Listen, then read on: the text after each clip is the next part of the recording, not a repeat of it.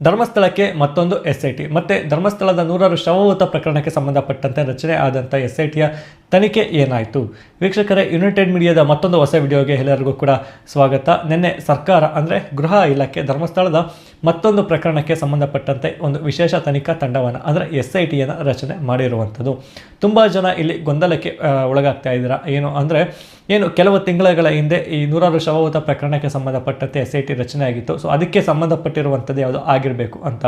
So ನೋಡಿ, ಇಲ್ಲಿ ಈಗ ಏನು ನಿನ್ನೆ ರಚನೆ ಆಗಿದೆ, ಸೊ ಅದು ಒಂದು SITಯ ತಂಡವೇ ಬೇರೆ. ಸೊ ಹಿಂದೆ ರಚನೆ ಆಗಿರುವಂಥ ಒಂದು SITಯ ತಂಡವೇ ಬೇರೆ. ಸೊ ಜನಗಳಿಗೆ ಹೇಳ್ತಾ ಇರುವಂಥದ್ದು ಅಥವಾ ಜನಗಳಿಗೆ ಅಭಿಪ್ರಾಯವನ್ನು ವ್ಯಕ್ತಪಡಿಸ್ತಾ ಇರುವಂಥದ್ದು, ಧರ್ಮಸ್ಥಳದಲ್ಲಿ ಇದೇ ರೀತಿಯಾದ ಸಾಕಷ್ಟು ಪ್ರಕರಣಗಳಿದ್ದಾವೆ. ಸೊ ಎಲ್ಲದಕ್ಕೂ ಕೂಡ ಒಂದೊಂದು SIT ತಂಡವನ್ನು ರಚನೆ ಮಾಡ್ಬೋದು ಅಂತ. ಸೊ ಇರಲಿ. ಸೊ ಇದೀಗ ಏನು ನಿನ್ನೆ ಸರ್ಕಾರ ರಚನೆ ಮಾಡಿದೆ ಒಂದು SITಯನ್ನು, ಆ ಒಂದು ಪ್ರಕರಣಕ್ಕೆ ಸಂಬಂಧಪಟ್ಟಂತೆ ಇವತ್ತು ನಾವು ಈ ಒಂದು ವಿಡಿಯೋದಲ್ಲಿ ನಾವು ತಿಳ್ಕೊಳ್ತಾ ಹೋಗೋಣ.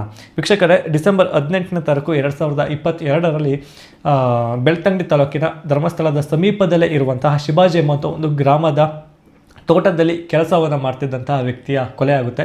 ವ್ಯಕ್ತಿಯ ಹೆಸರು ಬಂದು ಶ್ರೀಧರ್ ಮುಗೇರ ಅಂತ. ಸೊ ಅವರ ಒಂದು ಕೊಲೆಯಾದಂಥ ಮೃತದೇಹ ಅದೇ ಒಂದು ಸಾರಾ ಫಾರ್ಮ್ಸ್ ಅಂದರೆ ಅದೇ ಒಂದು ಶಿವಾಜಿಯಲ್ಲಿರುವಂಥ ಆ ಗ್ರಾಮದ ತೋಟದೊಳಗಡೆ ಪತ್ತೆ ಆಗುತ್ತೆ. ಯಾವ ಒಂದು ಪರಿಸ್ಥಿತಿಯಲ್ಲಿ ಅಂದರೆ ಮೇಲ್ನೋಟಕ್ಕೆ ಅವರ ಒಂದು ಬಾಡಿ ಕೊಲೆಯಾದ ರೀತಿಯಲ್ಲಿ ಕಾಣ್ತಾ ಇರುತ್ತೆ ಆ್ಯಂಡ್ ಅದರ ಜೊತೆಗೆ ಬೆತ್ತಲಾದ ಒಂದು ಪರಿಸ್ಥಿತಿಯಲ್ಲಿ ಇರುತ್ತೆ ವೀಕ್ಷಕರೇ. ಸೊ ಆ್ಯಂಡ್ ಇನ್ನೊಂದು ಏನು ಅಂದರೆ ಅವರ ಒಂದು ಕೊಲೆ ಆದ ದಿನದಿಂದನೂ ಕೂಡ ಇವತ್ತಿನವರೆಗೂ ಕೂಡ ಇದರ ಮೇಲೆ ಸಾಕಷ್ಟು ಗಂಭೀರ ಆರೋಪಗಳು ಇದ್ದಾವೆ ವೀಕ್ಷಕರೇ. ಏನು ಅಂದರೆ ಈ ಒಂದು ಕೊಲೆಯ ಹಿಂದೆ ಪ್ರಭಾವಿಗಳ ಒಂದು ಭಾಗಿ ಇದೆ, ಅವರ ಒಂದು ಕೈವಾಡವಿದೆ, ಮತ್ತು ಅವರ ಒಂದು ಪೂರ್ವ ನಿಯೋಜಿತ ಅಥವಾ ಅಂದರೆ ಒಂದು ಪ್ರೀ ಪ್ಲ್ಯಾನ್ಡ್ ಮರ್ಡರ್ ಅನ್ನುವಂಥದ್ದು. ವೀಕ್ಷಕರೇ, ಈ ಒಂದು ಪ್ರಕರಣಕ್ಕೆ ಸಂಬಂಧಪಟ್ಟಂತೆ 2022 ಡಿಸೆಂಬರ್ 18ರಿಂದನೂ ಕೂಡ ಧ್ವನಿಯನ್ನು ಸಾಮಾಜಿಕ ಕಾರ್ಯಕರ್ತರು, ದಲಿತ ಸಂಘಟನೆಗಳು ಆ್ಯಂಡ್ ಮನೆಯವರು ರೈಸ್ ಮಾಡ್ತಾನೆ ಬರ್ತಾ ಇರ್ತಾರೆ. ಸೊ ಅದಾದ ನಂತರ ಜನವರಿ ಅಂದರೆ 2023ರಲ್ಲಿ ಪ್ರಕರಣ ನಡೆದು ಒಂದು ತಿಂಗಳಿಗೇನೆ ಧರ್ಮಸ್ಥಳದ ಪೊಲೀಸವರು ಕೆಲವು ವ್ಯಕ್ತಿಗಳನ್ನು ಆರೋಪಿಗಳು ಅಂತ ಅರೆಸ್ಟ್ ಮಾಡ್ತಾರೆ. ಯಾರ್ಯಾರು ಅಂದರೆ ತಿಮ್ಮಪ್ಪ ಪೂಜಾರಿ, ಆನಂದ್ ಗೌಡ, ಲಕ್ಷ್ಮಣ್ ಪೂಜಾರಿ ಮತ್ತು ಮಹೇಶ್ ಪೂಜಾರಿ ಅಂತ. ಸೊ ಇವರುಗಳು ಅರೆಸ್ಟ್ ಆದ್ರೂ ಕೂಡ ಅಲ್ಲಿ ಒಂದು ಅಸಮಾಧಾನವನ್ನು ಅಲ್ಲಿಯ ಕೆಲವು ಸಾಮಾಜಿಕ ಕಾರ್ಯಕರ್ತರು ಮತ್ತು ದಲಿತ ಸಂಘಟನೆಗಳು ಆಗಲೇ ಹೇಳಿದಾಗೆ ಮನೆಯವರು ವ್ಯಕ್ತಪಡಿಸ್ತಾ ಇರ್ತಾರೆ. ಏನು ಅಂದರೆ ಈ ಒಂದು ಪ್ರಕರಣದಲ್ಲಿ ಗಂಭೀರವಾದಂತಹ ಒಂದು ಆರೋಪ ಕೇಳಿ ಬಂದಿದೆ, ಇದರ ಹಿಂದೆ ಪ್ರಭಾವಿಗಳ ಒಂದು ಕೈವಾಡ ಇದೆ. ಸೊ ಹಾಗಾಗಿ ಇದು ಸಮರ್ಪಕವಾಗಿ ತನಿಖೆ ಆಗಬೇಕು ಅಂತ. ಸೊ ಆ ಒಂದು ಕಾರಣದಿಂದ ಆ ಒಂದು ತನಿಖೆ ಧರ್ಮಸ್ಥಳದ ಪೊಲೀಸ್ನವರಿಂದ CIDಗೆ ವರ್ಗಾವಣೆ ಆಗುತ್ತೆ. CIDಯಲ್ಲಿ ಏನಾಗುತ್ತೆ ಅಂದರೆ ಏನು ಕೆಲವು ವ್ಯಕ್ತಿಗಳು ಈ ಹಿಂದೆ ಆರೋಪಿಗಳು ಅಂತ ಬಂಧನ ಆಗಿರ್ತಾರೆ.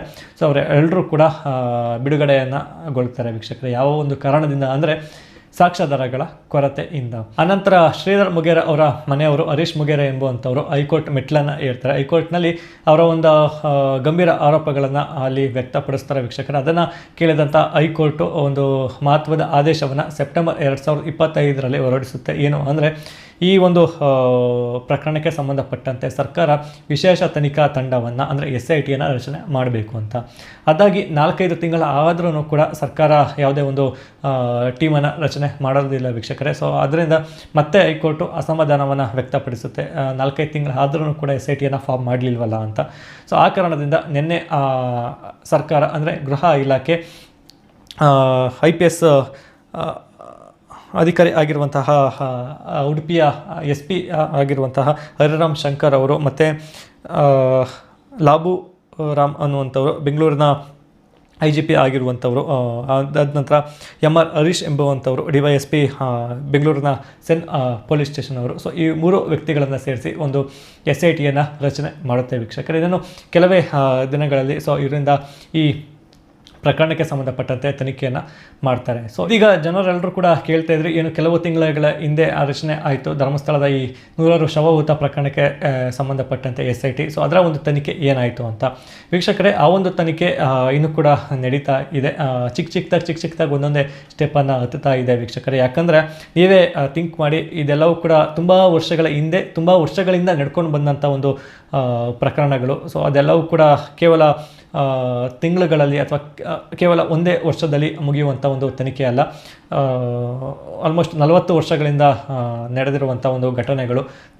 4 ವರ್ಷಗಳು ತಗೊಂಡ್ರೂ ಕೂಡ ಆಶ್ಚರ್ಯ ಪಡಬೇಕಾಗಿಲ್ಲ ಈ ಒಂದು ತನಿಖೆ. ಸೊ ನಮಗೆ ಬಂದಂಥ ಮಾಹಿತಿಯ ಪ್ರಕಾರ ಏನು ಕೆಲವು ತಿಂಗಳುಗಳ ಹಿಂದೆ SIT ಒಂದು ರಿಪೋರ್ಟನ್ನು ಕೋರ್ಟ್ಗೆ ಸಬ್ಮಿಟ್ ಮಾಡ್ತು. ಸೊ ಇದೀಗ ಎರಡನೇ ಒಂದು ರಿಪೋರ್ಟನ್ನು ಕೊಡೋದಕ್ಕೆ ರೆಡಿ ಆಗಿದೆ. ಇನ್ನೇನು 1.5 ತಿಂಗಳೊಳಗೆ ಕೊಡುತ್ತೆ ಅನ್ನುವಂಥ ಒಂದು ಮಾಹಿತಿ ಇದೆ ವೀಕ್ಷಕರೇ. ಆ್ಯಂಡ್ ಅದಾದ ನಂತರ ಏನು ಕೆಲವು ದಿನಗಳ ಹಿಂದೆ ಸಿಕ್ಕಂತಹ ಮೂಳೆಗಳನ್ನು FSLಗೆ ಕಳಿಸ್ತು SIT. ಸೊ ಅದರ ಒಂದು ರಿಪೋರ್ಟ್ಗೂ ಕೂಡ ವೆಯ್ಟನ್ನು ಮಾಡ್ತಾ ಇದೆ. ಸೊ ಅದು ಕೂಡ ತಿಂಗಳುಗಟ್ಟಲೆ ಟೈಮ್ ಹಿಡಿಯುತ್ತೆ ರಿಪೋರ್ಟ್ ಬರುವುದಕ್ಕೆ ವೀಕ್ಷಕರೇ. ಸೊ ಇದಿಷ್ಟು ಈ ಧರ್ಮಸ್ಥಳದ ಪ್ರಕರಣಕ್ಕೆ ಸಂಬಂಧಪಟ್ಟಂತೆ ಈಗ ನೆನ್ನೆ ರಚನೆ ಆಗಿರುವಂಥ ಮತ್ತು ಕೆಲವು ತಿಂಗಳುಗಳ ಹಿಂದೆ ಶವಭೂತ ಪ್ರಕರಣಕ್ಕೆ ಸಂಬಂಧಪಟ್ಟಂತೆ ರಚನೆ ಆಗಿರುವಂಥ SITಗೆ ಸಂಬಂಧಪಟ್ಟಂಥ ಮಾಹಿತಿ. ಸೊ ಇನ್ನೇನಾದರೂ ಅಪ್ಡೇಟ್ಗಳಿದ್ದರೆ ಮತ್ತು ಇನ್ನೇನಾದರೂ ವಿಷಯಗಳಿದ್ದರೆ ನಾನು ನಿಮಗೆ ಮತ್ತೊಂದು ವಿಡಿಯೋದಲ್ಲಿ ಸಿಗ್ತೀನಿ. ಧನ್ಯವಾದಗಳು.